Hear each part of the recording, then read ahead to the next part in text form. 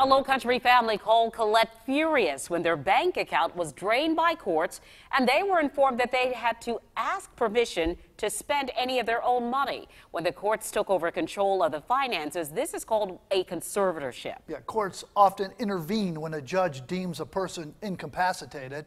Tonight, Count on 2 investigator Rebecca Collett explains why one family say that's overreaching. A Lowcountry family tells me they've been funding their own nightmare. The court has control of their money and they have to pay for attorneys and court fees they don't want. The family can't get out of the conservatorship without a judge ruling. We first introduced you to Benjamin Bennett and his family in October 2017. They had been fighting against a court-appointed conservatorship for nearly a year. His daughter Melissa says Mr. Bennett's former doctor recommended the conservatorship to protect him and a large inheritance. According to the doctor's report, Bennett showed signs of dementia and had voiced concerns about having so much money in the bank. In November 2016, the court called an emergency hearing, citing concerns Mr. Bennett was unable to handle his money. The court drained his bank account, redirected his Social Security checks, and appointed family services to oversee his finances. Once that happened, Benjamin and his wife of 60 years, Ida, had to ask permission to spend money on everything from dentures to church tithes. It's so much to wrap yourself around. Family services must approve and allocate any spending for the couple. When your children need help, and you could help them and can't, on the account of somebody else controlling the money, it's hurt.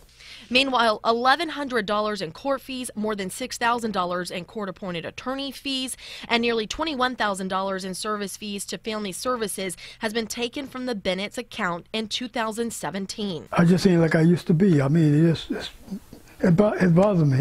2 court-appointed health experts examined Mr. Bennett to gauge his mental capacity.